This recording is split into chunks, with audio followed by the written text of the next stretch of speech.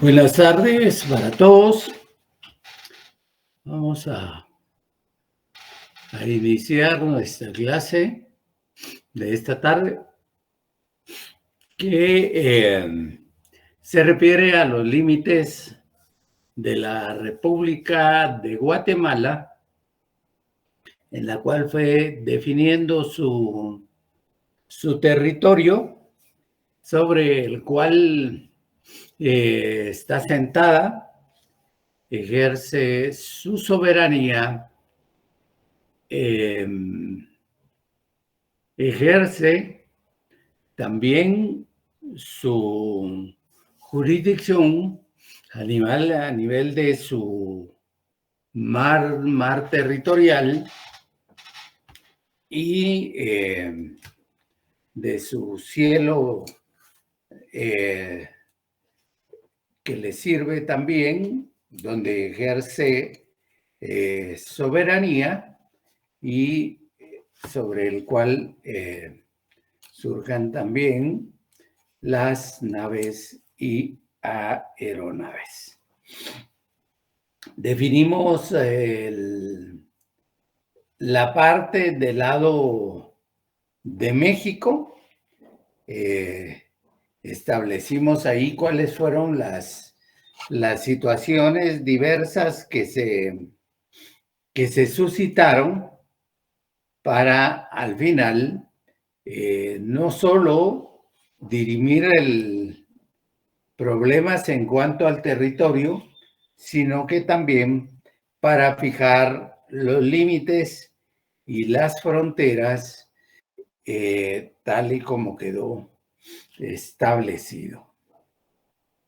Luego vimos lo relacionado al El Salvador, en el cual dijimos, pues no hubo mayores discrepancias ni mayores diferencias, y de común acuerdo se definieron los límites sobre los cuales quedaría demarcado y establecida la frontera de ambos estados. Pero también dijimos que Guatemala está rodeada o mantiene su delimitación con 4 estados a saber, que es el Estado de México, que tenemos al norte, el Estado El Salvador, que también es un estado a nivel centroamericano, con el cual tenemos frontera, y realizamos diversas actividades en cuanto a comercio, en cuanto al nivel cultural, deportivo, etcétera, etcétera. Y así también dijimos que teníamos frontera con Honduras, y que es otro país centroamericano, y por otro lado con el territorio de Belice o el estado de Belice, con el cual existe un saldo insoluto, existe un acuerdo pendiente para dejar plenamente establecidas las líneas fronterizas con las cuales el Estado de Guatemala tenga ya una seguridad concreta en cuanto a el establecimiento de su frontera. Nos queda pendiente entonces hablar de la frontera con Honduras. ¿Qué pasó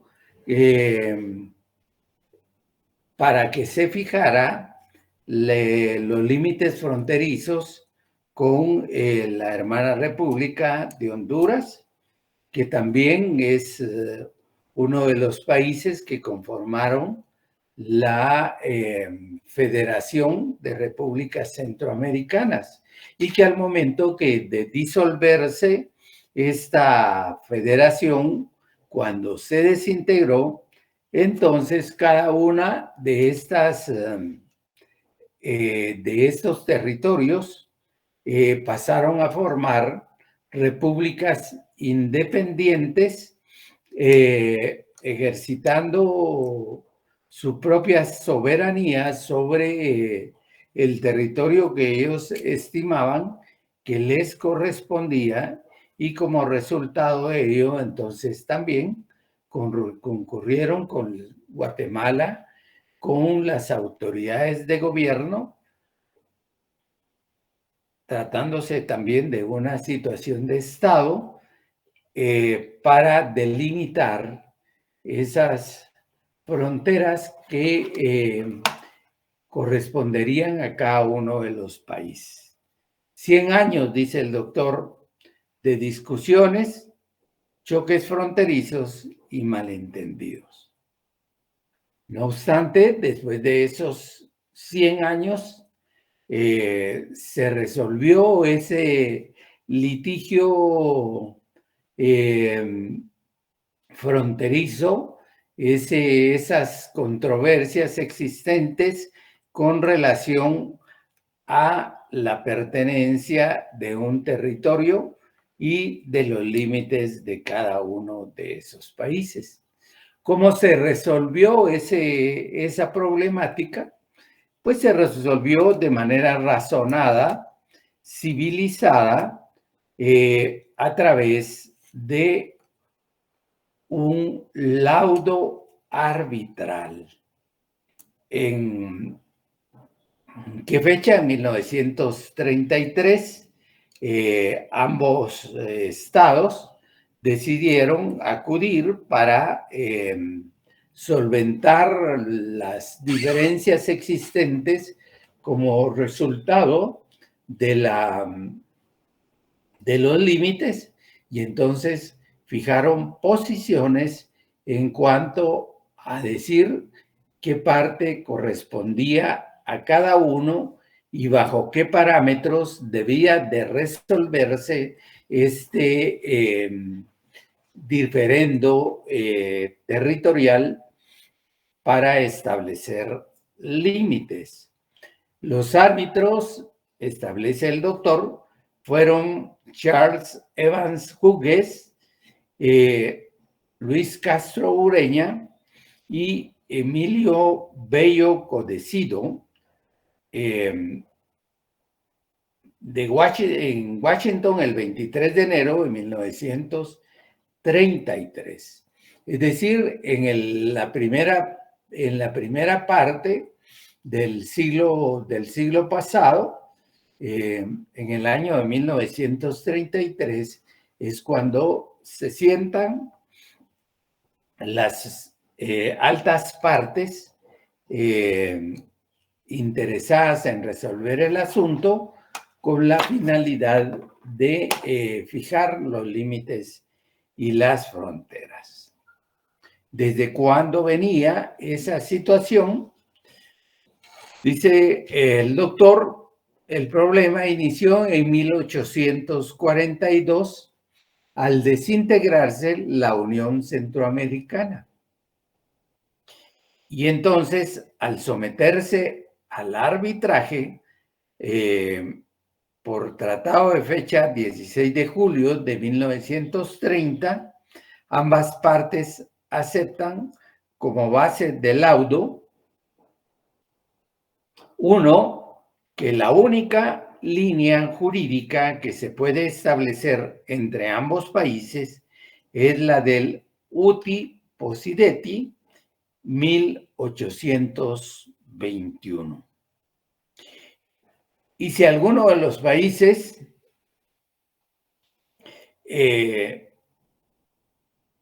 hubiese establecido más allá de esta línea intereses que debían tomarse en cuenta, el tribunal tenía facultades para fijar la línea definitiva, modificando la línea del Uti Possidetis de 1821, que las partes o las altas partes contratantes habían aceptado como parte de ese laudo arbitral. Y en el momento de presentar sus alegatos, tanto Guatemala como Honduras exponen ampliamente la doctrina del Uti Possidetis, es decir, así como poseyeres, así deberás de seguir poseyendo. Ambos le dan el significado a saber las demarcaciones existentes bajo el régimen colonial, es decir, reconocerlas desde 1821 y antes, es decir, los límites administrativos de las entidades coloniales de Guatemala y Honduras que se transformaron en estados independientes. Reconocen los posicionamientos que existían en ese entonces por parte de las autoridades administrativas coloniales. Pero la diferencia surge en cuanto, dice el doctor, se preguntan cuáles son los límites, aquellos límites de 1821. Y entonces, a ese efecto, Guatemala argumenta sobre la base de la doctrina del Uti Possidetis de facto. Es decir, lo que el propio monarca había establecido, dice, permitido, consentido, tolerado entre provincia y provincia en 1821, antes de la independencia, y Honduras pretende aplicar el Uti Possidetis de jure. ¿Se recuerdan que esta doctrina del Uti Possidetis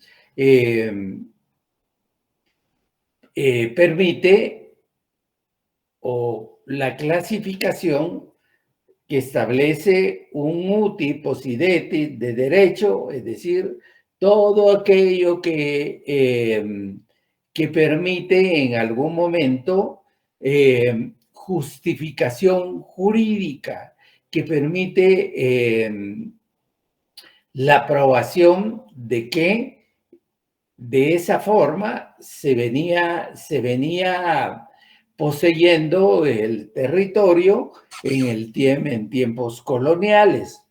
Y entonces la otra es el Uti Possidetis de derecho de facto o de hecho, que es la que determina que puedo alegar sobre la base del posicionamiento que tenía con relación a ese territorio, aun y cuando no pueda demostrar que ese documentalmente que ese territorio lo había obtenido o lo venía poseyendo la corona española. Dice que hubo un fallo que dividió en dos la situación, y en la primera parte equipara el Uti Possidetis al control administrativo, es decir, a todas aquellas instituciones que estaban en las diferentes provincias y por consiguiente dice, el uti possidetis 1821 es la demarcación colonial, en donde realmente hubo control administrativo por algunas de las altas partes. Ello le dio la razón a Guatemala. Sin embargo, es decir, ahí es donde está la división del laudo en dos, podríamos decir, en dos posicionamientos, en dos argumentaciones. Una que es la uti possidetis de facto, que es la que le da la razón a Guatemala en cuanto a su argumentación, y la otra es la segunda parte. Se dijo que hay zonas que no pueden o que no se puede aplicar este principio.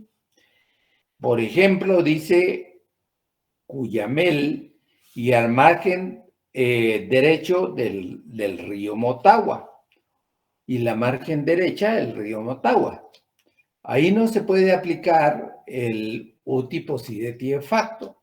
Y entonces es necesario aplicar otra fórmula y dice en la cual Guatemala pretendía que el límite se fijara en la cordillera del Merendón y basados en la equidad, ese es otro elemento importante del derecho internacional, basados en la equidad y la justicia, una forma de resolver que inclusive está dentro de las fuentes del derecho internacional que contenía el artículo 38 del Estatuto de la Corte Internacional de Justicia, y dice, basados en la equidad y la justicia, se traza una línea media hasta llegar a la confluencia del río Tinto con el Motagua, hasta confluir, y desde ahí se traza la línea en la margen derecha del Motagua hasta el mar. El Motagua desemboca ya en la laguna de Lemoa, creo yo, en Honduras, donde les exportamos una cantidad enorme de basura. Y entonces dice, fue una solución equitativa porque al conocerla, ambos creyeron haber perdido. Sin embargo, se sometieron a ese laudo arbitral que fijó de esa forma los límites para determinar la frontera entre Guatemala y Honduras. Dice que Honduras perdió de hecho el río Motagua, pero Guatemala de hecho perdió Copán en Honduras. Es decir, un equilibrio en justicia para determinar efectivamente el trazado de la línea media que determinó hasta este entonces el límite de Guatemala y Honduras. Como podemos ver, tampoco existió tanto alborotamiento, tantos enfrentamientos, inclusive de carácter bélico entre un estado y otro, sino que simple y sencillamente lo que hicieron es aplicar de manera razonada, no razonada, sino racional, la fijación de estos límites de Honduras, que son los que nos permiten vivir de manera pacífica, compartir, negociar con este pueblo no solo el pueblo, sino que con este Estado centroamericano, con el cual tenemos, por supuesto, historias bastante idénticas al haber formado parte de la, eh, la Unión Centroamericana o de la Federación de Repúblicas Centroamericanas, por lo cual el general Justo Rufino Barrios cedió las partes para las partes de Chiapas y Soconusco para ir a ver de qué forma lograba la integración Centroamérica. Veamos la otra parte, que es con la cual tenemos, como les decía, un saldo insoluto, porque todavía no hemos fijado, aun y cuando existan planteamientos concretos del sometimiento de el conocimiento de los planteamientos para la fijación de los límites y las fronteras ante un órgano jurisdiccional que en este caso está solicitado sea la Corte Internacional de Justicia la que le ponga fin a siglos de confrontación entre una y otra parte. Esto lo decimos porque a lo largo de la historia podemos ver que existieron negociaciones, existieron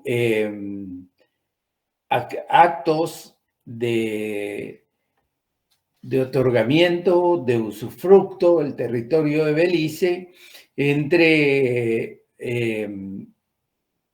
de las dos potencias de ultramar, que en ese caso era el Reino Unido, Inglaterra, y el Reino de España, que son los primeros que nos traen, que en definitiva son los que siembran el conflicto, son los primeros que provocan este fenómeno en cuanto a el reconocimiento del territorio de Belice. Y entonces, con posterioridad, en el momento mismo, que ya que se produce también el planteamiento de la colonia en territorios, en estos territorios centroamericanos y los conflictos entre estas potencias europeas que estaban más allá del océano o al otro lado del océano Atlántico, en Europa. Vamos a ver que aún ahí todavía se produce la negociación, pero después de que se produce la independencia a partir de 1821, 1822, 23, ya es la República de Guatemala y el Reino Unido de Inglaterra los que entran en negociación, los que entran en acuerdos a través de determinados convenios para definir el tema de Belice. Luego, a partir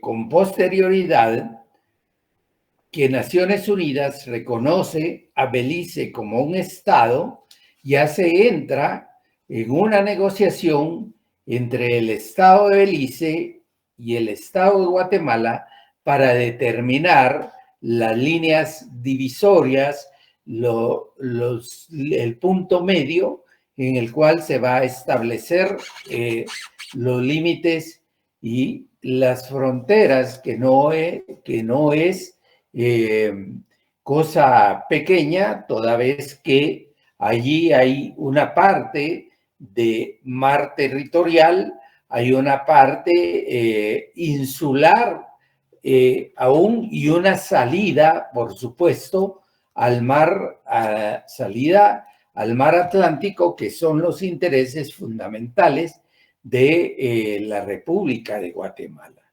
Sé que esto no se puede ver como una situación simple, sencilla, de fijación de límites y fronteras, sino que por el contrario es una situación que ha significado tiempo por parte de las comisiones de negociación, análisis por parte de los diversos conocedores de este problema fundamental que se ha suscitado entre Guatemala y ahora el estado de Belice. Como lo vamos a ver, ya Guatemala realizó dentro de situaciones que podríamos decir un tanto criticables, pero ya realizó el finiquito, el referéndum que se necesitaba para establecer si el Estado está de acuerdo en someter el diferéndum a un órgano jurisdiccional internacional como es la Corte Internacional de Justicia. Pero veamos, después de ese preámbulo, veamos qué es lo que nos dice el doctor al respecto. Y dice, el caso de Belice estuvo en la actualidad con cierta regularidad a lo largo de la vida política de Guatemala, sin que ningún gobierno constitucional o de facto, vamos a ver esta actuación de carácter constitucional del gobierno de Juan José Arévalo, que es una situación que le pone fin a una situación de carácter ambivalente que existía entre Inglaterra y Guatemala. Dice un gobierno constitucional o de facto posterior a la independencia. Es decir, que Guatemala, una vez se declara como un estado independiente, como una república, asume ya por cuenta propia el conflicto que tiene con respecto al territorio de Belice, el cual en ese momento reconoce como propio. Y dice, sin que ningún gobierno constitucional o de facto, tomemos en cuenta que Guatemala tuvo gobiernos de carácter constitucional, pero también gobiernos de facto que nos gobernaron por largos tiempo, unos durante 20 años, otros que se tomaron también el abuso de gobernarnos por 14 años y mantenernos dentro de una situación de oscuridad.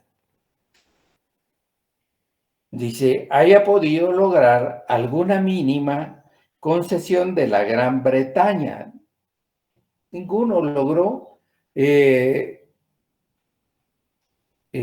alguna acción positiva en favor nuestro por parte de esta potencia bélica extranjera como es la Gran Bretaña.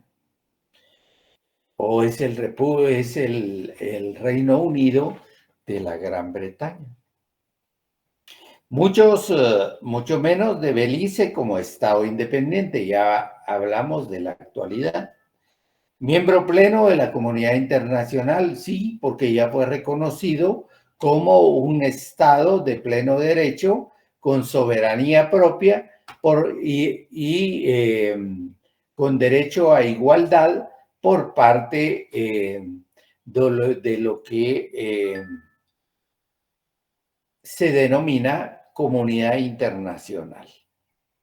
Dice, la lucha de Guatemala culminó ominosamente para Guatemala con la declaración de independencia de Belice en 1981. Ese fue un enorme chasco al lograr el reconocimiento de un territorio como parte de un Estado.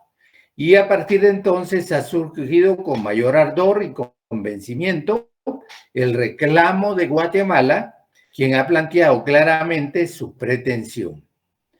La disputa, dice, no es de límites, sino de territorio, como les decía. No se trata de fijar límites, sino de determinar territorio, ya que, como veremos, la pretensión guatemalteca lo es por cerca de 11,000 kilómetros cuadrados. No es fácil como se realizó con los otros estados, que nos pusimos de acuerdo o que reconocimos determinadas convenciones o nos sometimos al laudo arbitral para fijar límites. No, en ese caso se trata de también el reclamo de parte de un territorio que es el que pertenece a Guatemala. Establece el doctor que Cristóbal Colón descubrió Belice en su cuarto viaje por América, sin que conste que haya tomado posesión formal en el nombre de España. Más tarde hablamos de las expediciones que venían de España a Guatemala o a la América, avalados y amparados por el reino español de Aragón y de Castilla. Y dice, en el caso de Cristóbal Colón, y establece que no tomó posesión propia o formal en nombre de la corona española, por lo tanto tampoco decimos conquistó o la descubrió, porque no penetró dentro de ese territorio para ver qué había dentro del mismo. Más tarde, Yáñez Pinzón y Alonso de Ojeda, otros dos marineros, efectuaron expediciones por toda la costa atlántica, estamos hablando del Atlántico, sin que ellos tampoco hayan hecho ninguna declaración formal. Es decir, vieron el territorio, oh, qué bonito, ahí está de ese lado un territorio sin nombre ni denominación, y no decimos en nombre de la corona española o en nombre de los reyes españoles, hacemos posesión de este territorio, nada concreto. Y entonces cabe preguntar, para fines de establecer en la actualidad un pretendido derecho mexicano, porque los mexicanos también en su momento alegaron parte de ese territorio pertenecía a los mexicanos. ¿A quién perteneció Belice durante el tiempo de la colonia? Si fue a Yucatán o fue a Guatemala. Entonces, si era Yucatán, pertenecía a México. Si era Guatemala, pues el territorio es guatemalteco, aun y cuando tuvieron incursiones y penetraciones de militares en el territorio para posesionarse sobre el mismo, de hecho, para reivindicar ese territorio como propio. Sin embargo, dice el doctor, este punto fue resuelto por una cédula real que estableció el derecho de Guatemala afirmando que Belice le pertenece o le pertenecía en ese momento a Guatemala. ¿Por qué es necesario retractarse o retrotraerse a los momentos iniciales de la historia para conocer el problema de Belice?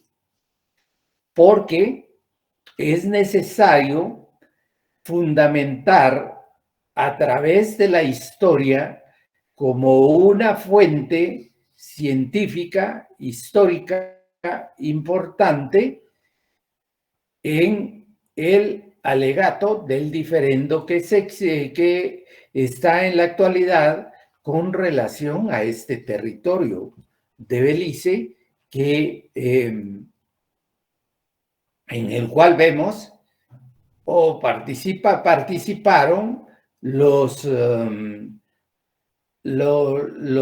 piratas o corsarios del Reino Unido para fastidiar a España, con quien tenían divergencias y guerras por más de 100 años, y también los franceses, que unidos a los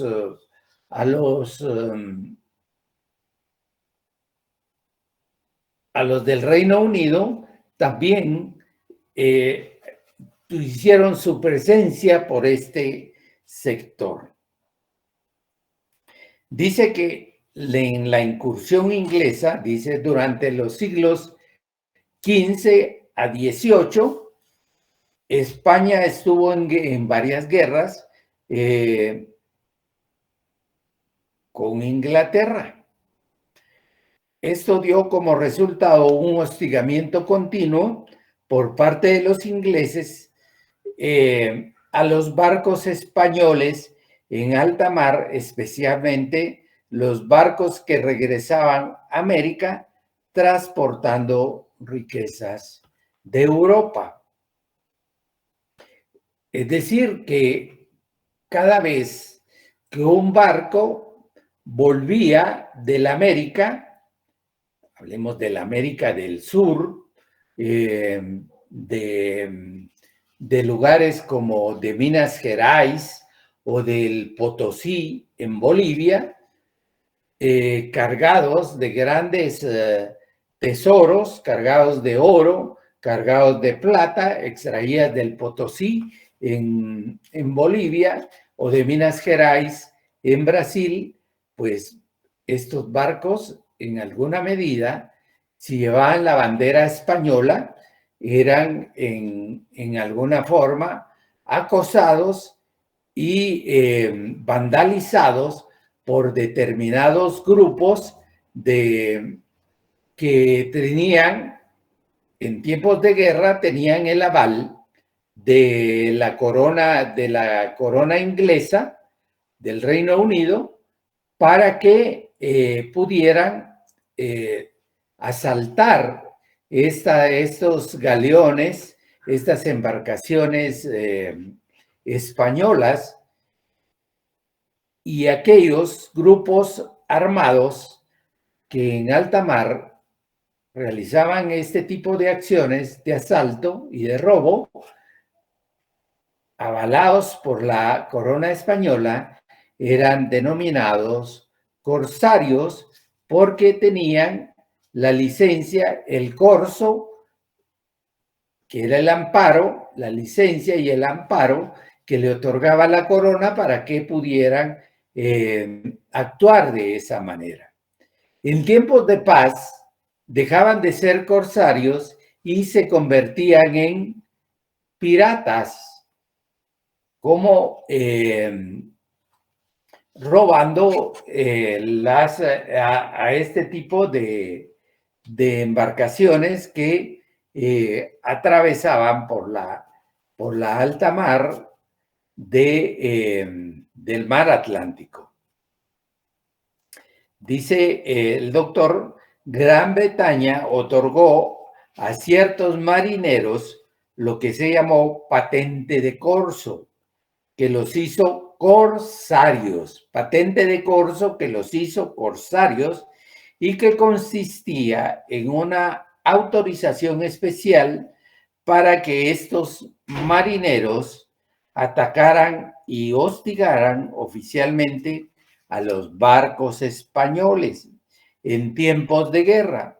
En tiempos de paz, estos señores corsarios perdían la autorización patente y se convertían en piratas. Subrayemos esto porque pudiera ser una pregunta de examen.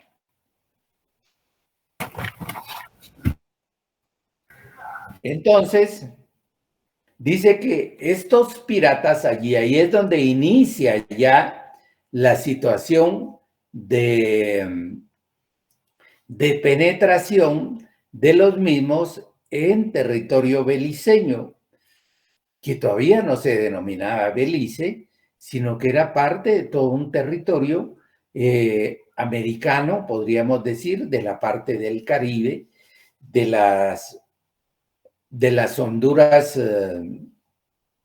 británicas.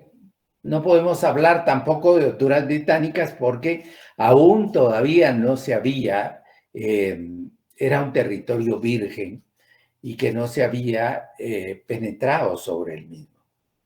Dice que los piratas, ahí es donde hay que poner atención porque ahí es donde se da el primer punto de inflexión y de penetración en suelo en ese territorio. Los piratas se refugiaban en las costas y así sucedió que se refugiaran en las costas de Belice. Y entre ellos, como parte de estos piratas que atacaban y necesitaban de un territorio para resguardarse de las persecuciones de los españoles y de refugio, entre ellos estuvo un pirata que tuvo una connotación muy especial, que era el pirata Peter Wallace. Peter Wallace, en cuyo nombre algunos pretenden ver el origen del nombre de Belice.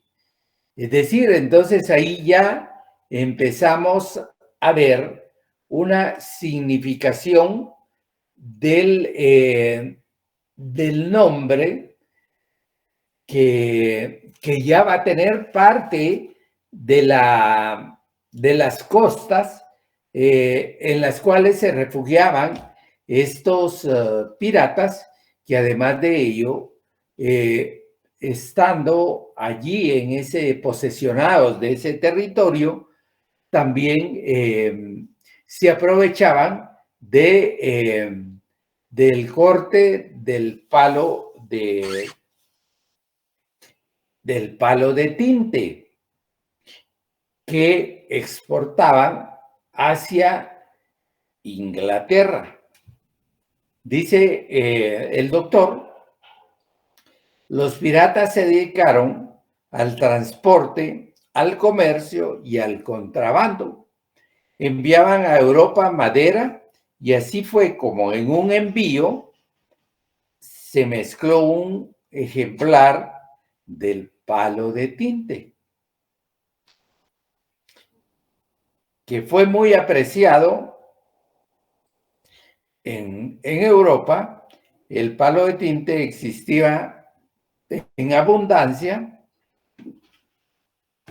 para mala suerte nuestra o del territorio guatemalteco, que posteriormente se reivindica. Este palo existía en abundancia en el territorio y ante la demanda de Europa, los piratas y otros comerciantes ingleses se dedicaron a extraerlo y enviarlo a Europa a espaldas de España, que no veía problema en el asunto. Por otra parte, indica que estos piratas, marineros, comerciantes, ocuparon en América tierras que estaban bajo la soberanía de España, ahí sí ya, y esta ocupación la llevaban a cabo con el consentimiento de la Gran Bretaña, que siempre han sido así. En el año de 1660, establece el doctor, por medio de una cédula real, España prohíbe a los ingleses cualquier actividad comercial en América. Y para legitimar esta actividad, Gran Bretaña publicó en 1662 una lista de sus tierras en América. Ellos también reivindicaron tierras en el territorio americano y sobre las cuales pretendía ejercer toda clase de derechos. Y en dicha lista, en ese caso, Belice no aparecía como parte de esas tierras que poseía sobre la costa atlántica y en el territorio americano, la Gran Bretaña. Dice, y a mediados del siglo XVIII, Francia entró en guerra con Gran Bretaña y España decide apoyar y pelear al lado de Francia. La guerra la perdieron, como siempre. Y tanto franceses como españoles tuvieron que plegarse a las condiciones inglesas. Y entonces ahí inicia la época de los tratados.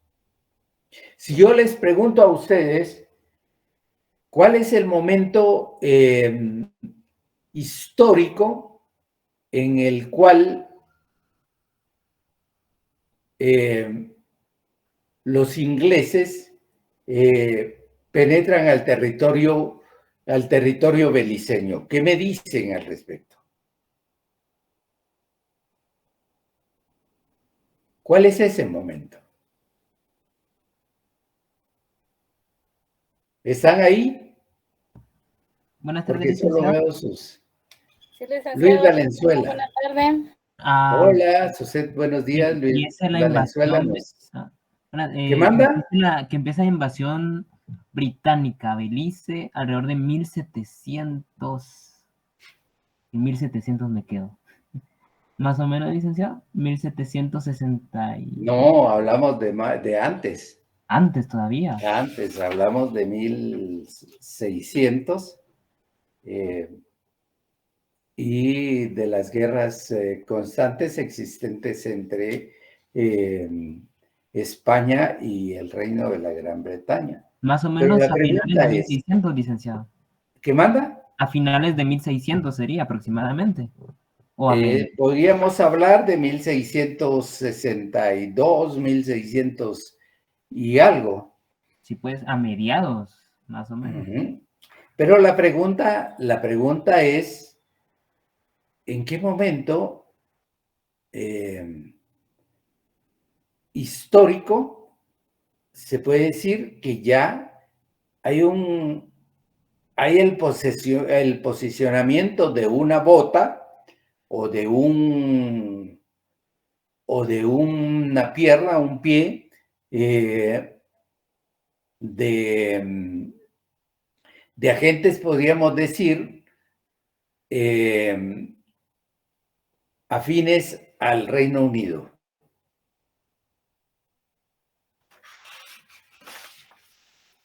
A ver, estamos leyendo perdón, que no les dije, vamos a leer de la página 249, 250, 251, 252. Ahorita estamos en la 253 porque vamos a ver la era de los tratados. Una vez España y Francia han perdido la guerra y Inglaterra les impone determinadas condiciones que tienen un impacto, por supuesto, sobre el territorio de Belice. Y entonces voy a recalcarles que Samuel Alberto Minera, Sical, tiene la palabra. ¿Qué tal, licenciado? Buenas tardes. ¿Qué tal está? Mucho gusto. Gran Bretaña entra a Belice desde que los piratas estaban atacando las flotas españolas y se retiraban en Belice. En el momento mismo en que los piratas ingresan a territorio beliceño, vamos a decir, aun y cuando no tenían nombre ni denominación, pero ya ingresan al mismo con una finalidad concreta de refugiarse de los ataques también que realizan los galeones españoles en defensa de los mismos que los persiguen una vez han sido vandalizados y asaltados por estos delincuentes del mar. Y como resultado de ello, vemos que estos también empiezan a comercializar madera y dentro de una de las partes de los envíos de madera para la Gran Bretaña a Europa, se confunde el palo de tinte, el cual fue muy apreciado, dicen los autores, que ello también permitió que se produjera ya exportación de madera a una gran escala. Y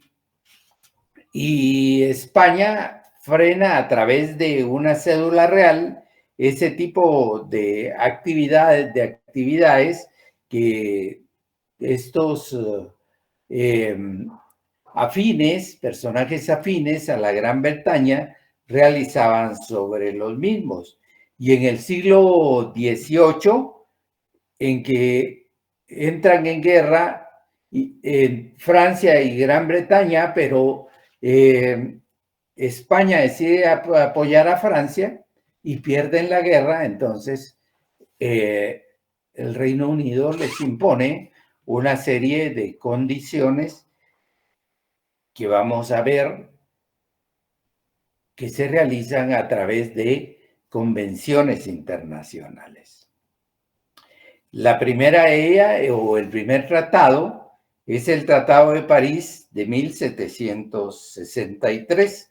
Estoy haciendo referencia o me estoy apoyando en la página 253 del libro del doctor Larios Ochaita, que es de Derecho Internacional Público.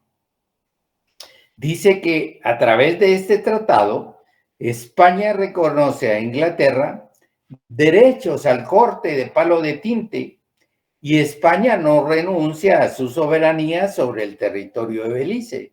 Solamente otorga a Inglaterra una servidumbre sobre Belice. Es decir, este convenio de París está cimentado en las condiciones que le impone la Gran Bretaña a España, en donde le dice, bueno, déjanos o permitinos que podamos extraer y exportar toda la madera que necesitemos y en especial el palo de tinte, que es importante para nuestra industria. Pero en ese se establece la figura del usufructo. Ellos dicen servidumbre por el uso que puedan darle a esa parte del territorio. Y España no renuncia a la soberanía sobre ese territorio. Allí ya España está ejerciendo derechos de señoría, derechos de soberanía sobre esa parte del territorio. Eso me pertenece y yo le voy a dar como parte de esa autoridad que tengo sobre ese territorio, yo le otorgo una servidumbre para que usted pueda talar los árboles que necesite.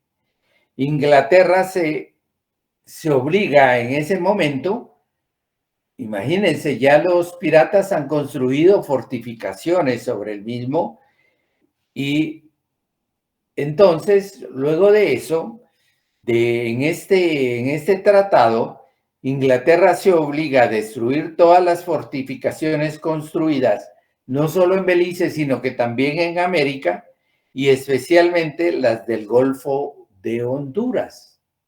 Ahí también tenían posicionamiento. Tomemos en cuenta que toda esa zona de Honduras, la zona atlántica de Nicaragua, también fue objeto de asolamiento por bandas de piratas que hacían y actuaban dentro de esos territorios.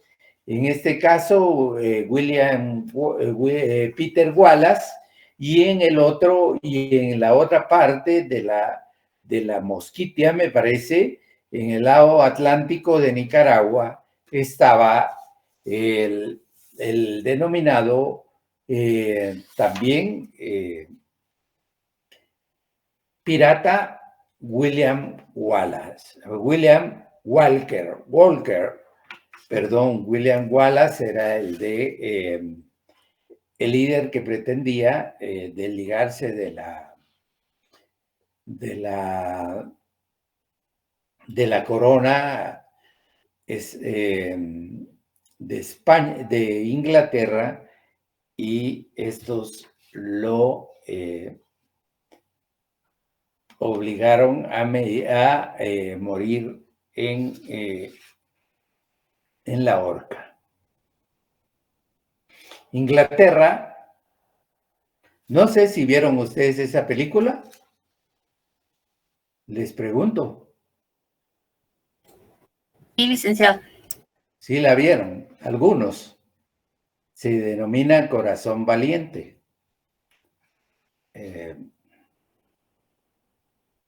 Entonces dice, poco después, vuelve España a entrar en guerra con Inglaterra y la vuelve a perder.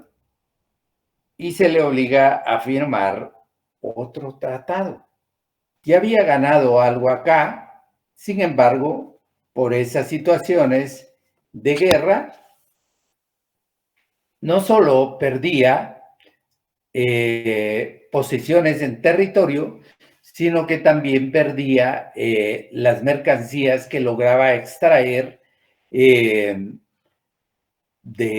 la América, que eran mercancías que obtenía con sudor, lágrimas y sangre de los nativos originarios de estas tierras.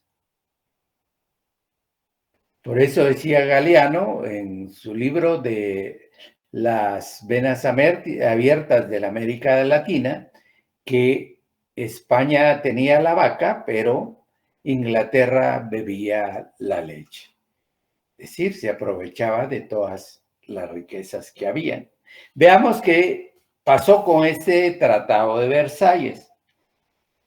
se limita exactamente el territorio dentro del cual Inglaterra puede ejercer su derecho de corte de palo de tinte, a saber, desde el río Hondo hasta el río Belice, y comprende un total, imagínense ustedes, de 1.854 millas cuadradas, equivalente a 4.802 kilómetros cuadrados en cifras aproximadas.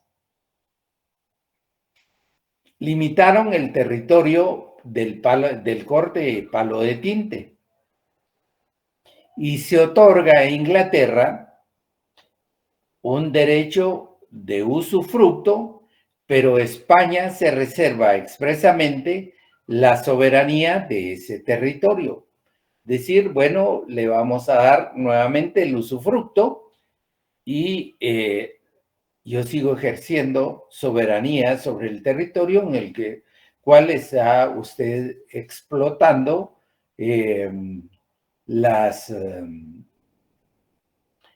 riquezas que en el mismo existen.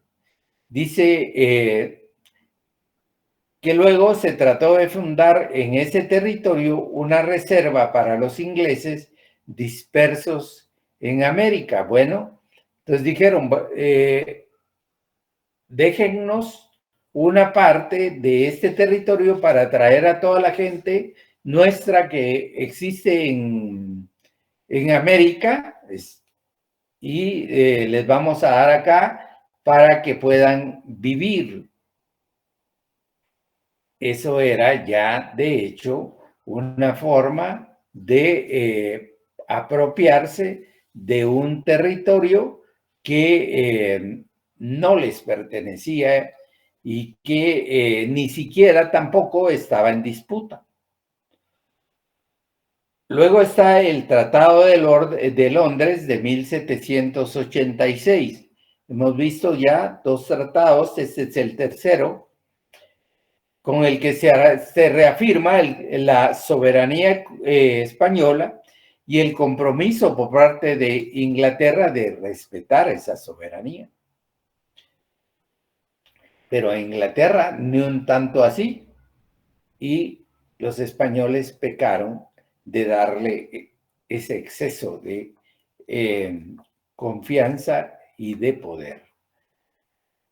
Luego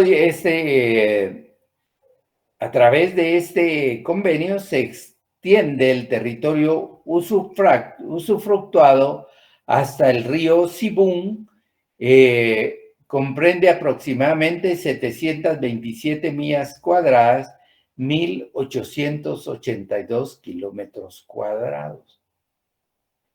Además, se otorga a los ingleses el derecho de pesca hasta las islas cercanas, pero España continúa, dice el doctor así, de forma un tanto sarcástica, dice, pero España continúa reservándose la soberanía mediante un derecho de inspección sobre el mencionado territorio.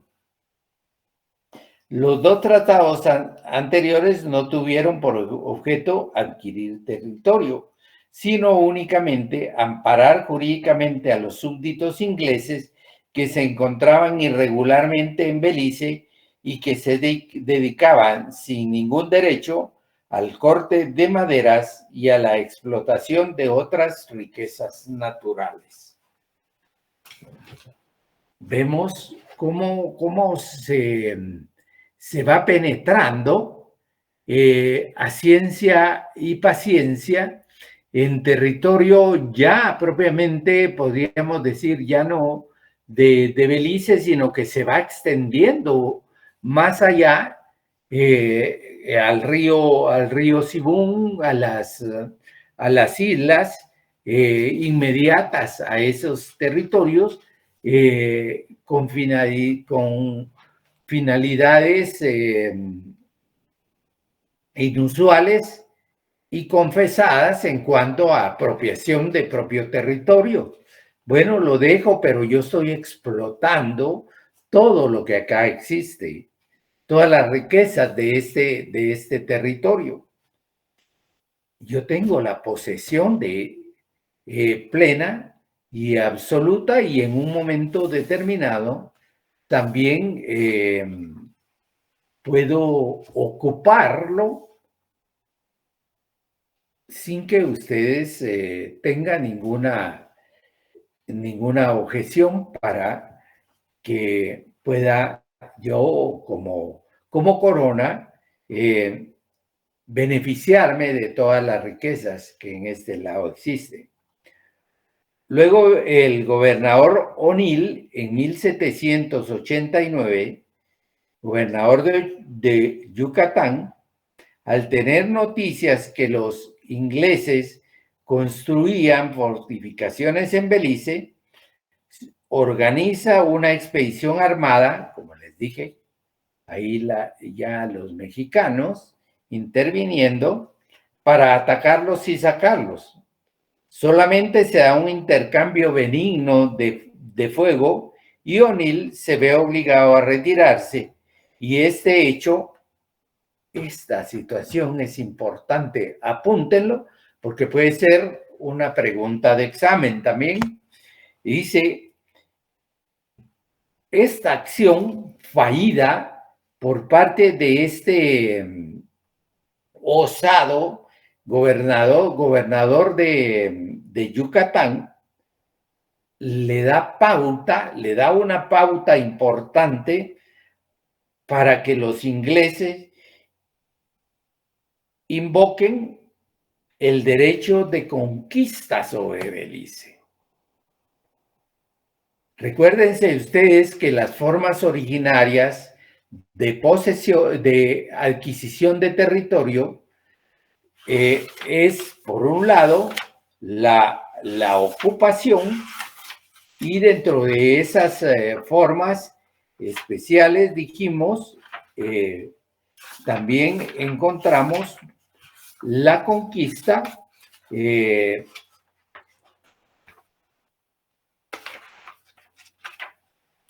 es una figura importante que permite el crecimiento de un territorio generalmente a través de medios violentos, es decir, a través de la guerra, y esta puede ser total o puede ser parcial.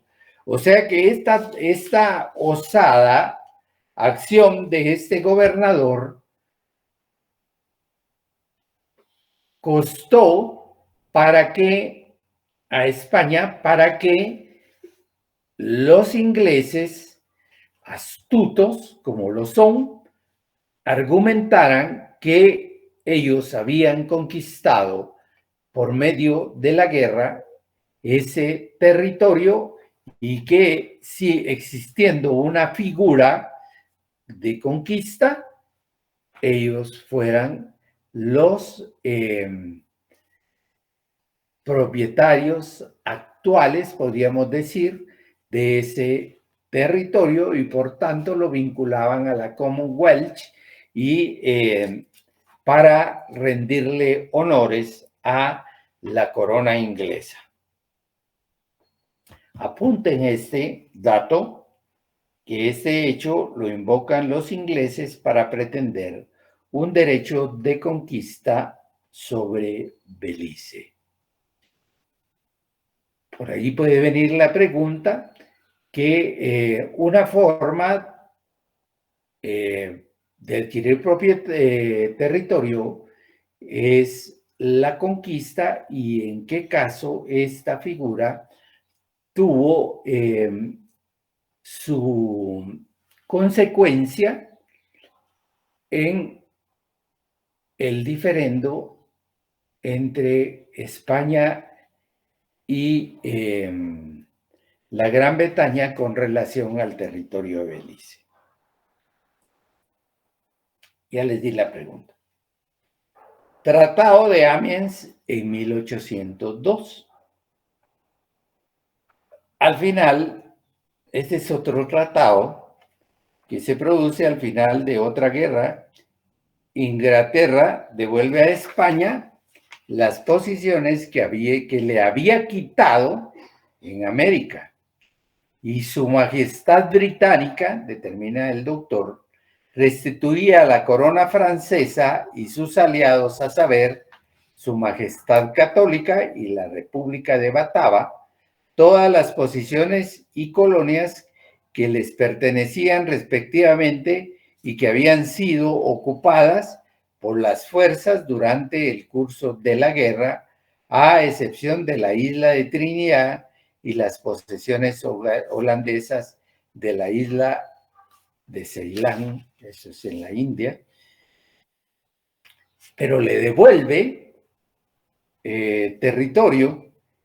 Y luego el Tratado de Madrid es una ratificación de este Tratado de Amiens.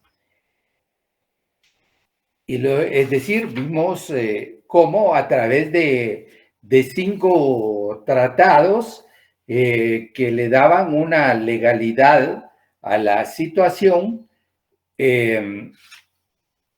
España sigue reivindicando la soberanía sobre los mismos, pero en un momento determinado, por una acción de un gobernador mexicano de Yucatán,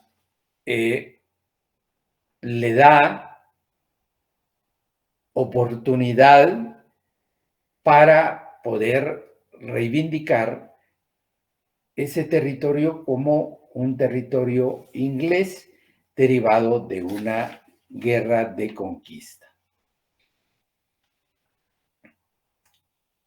En la independencia, entonces aquí como que finalizamos un tanto esas controversias existentes entre España e Inglaterra, en el cual España asumía una situación demasiado liberal de dejar hacer, dejar pasar, y permitía que Inglaterra penetrara al territorio centroamericano, podríamos decir, a Guatemala, a través de Guatemala, avanzando su expansión sobre territorio.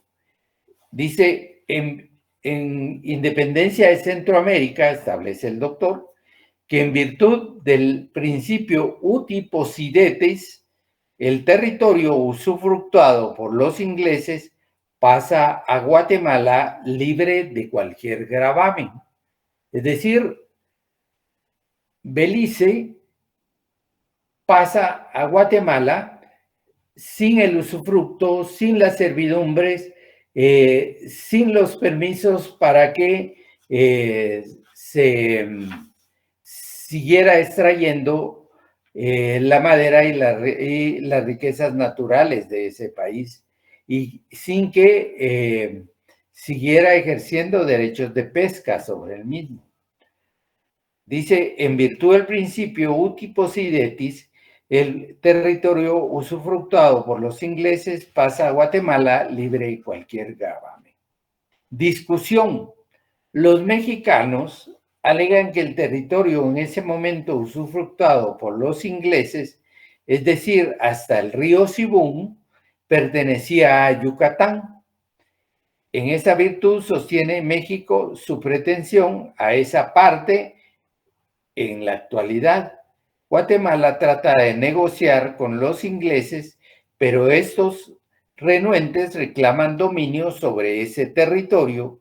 Los ingleses no reciben al embajador nombrado por Guatemala, sino que al que ellos estiman o al que ellos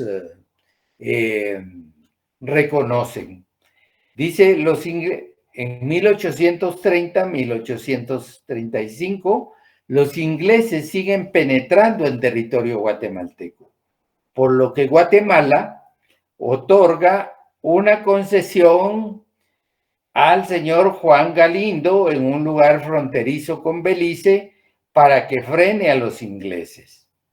Más tarde, Guatemala nombra a Juan Galindo embajador en Inglaterra, pero esta no lo acepta, pues este señor era irlandés y su verdadero nombre, dice el doctor, era John Gallagher, su verdadero nombre. y se nombra embajador a Juan Francisco Marroquín, colombiano, que sí este sí lo aceptaron. Luego, Inglaterra, ya en tiempos de la independencia, en el año de 1850, ya Guatemala es una república reconocida, y en lucha y reivindicación por el territorio beliceño. Sin embargo, Gran Bretaña celebra con Estados Unidos un tratado al que se le denomina Tratado de Clayton-Bulwer en 1850.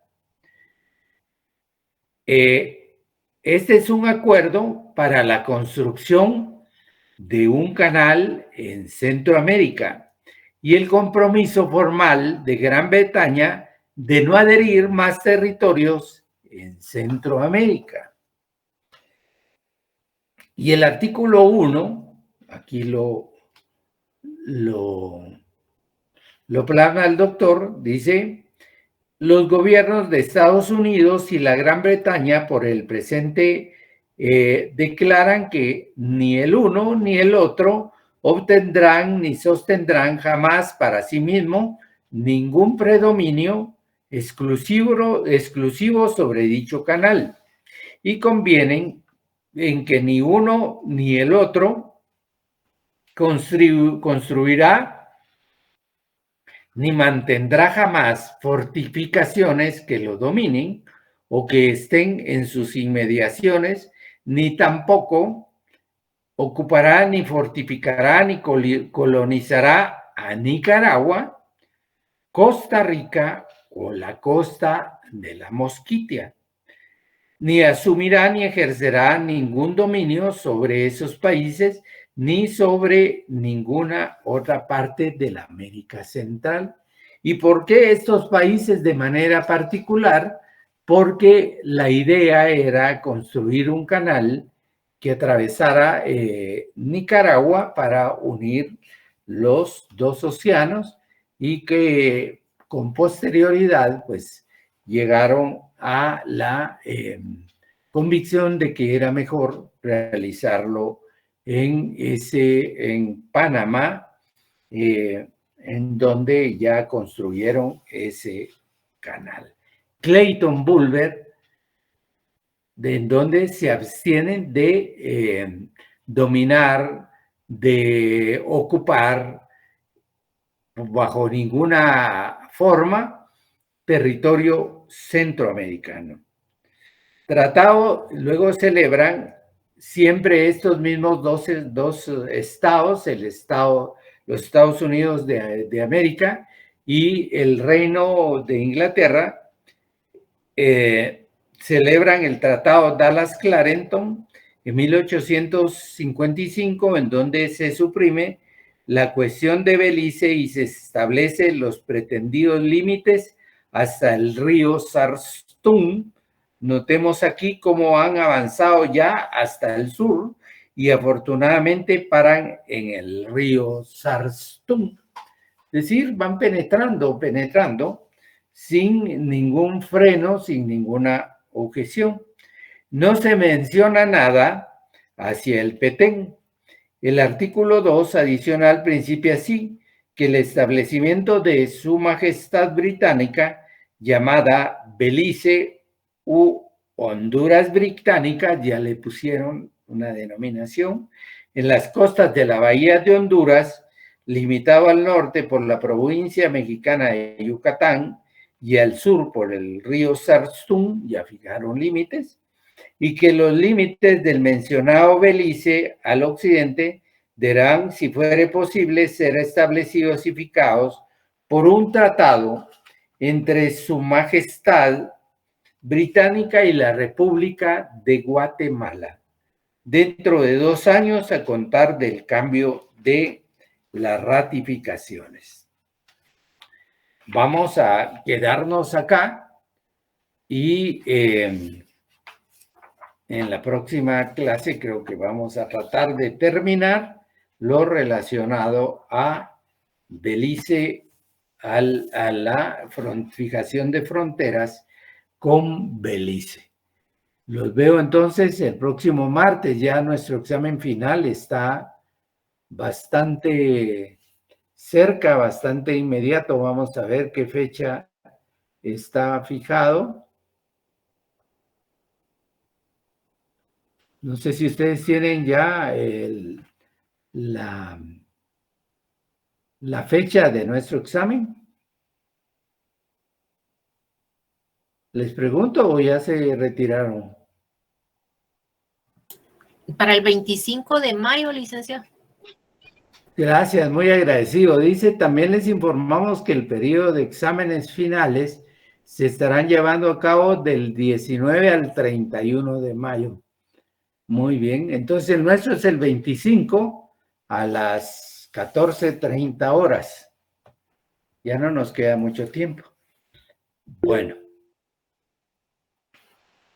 Yolen Alejandra Barrera Ramos. Buenas tardes, licenciado. Muy buenas tardes. Con una consulta, me gustaría saber si usted va a dar revisión de examen o si Revisión ya la de dio. examen. No me pidieron revisión de examen y no me han avisado nada con relación de parte de la coordinación a que exista una solicitud al respecto. Pues fíjese que yo solicité en coordinación en el plazo establecido y me dijeron que se iban a comunicar con usted. Y Pues también no, le escribí a usted por correo electrónico, ya van 2 veces, porque me genera dudas si va a dar revisión o no. ¿Usted tiene problema con su nota? ¿Cuánto tiene de... ¿Cuántos tiene 18. ¿Cuánto? 18. Significa que 18 son 18. Déjeme ver si para el próximo martes o jueves le podemos dar revisión. Bueno, muchas Porque gracias. tengo que buscar su examen. Horlen se llama usted. Así es. Tengo que revisar el test y vemos la manera de darle revisión. Muchas gracias. Feliz tarde, licenciado. Adiós. Bueno, les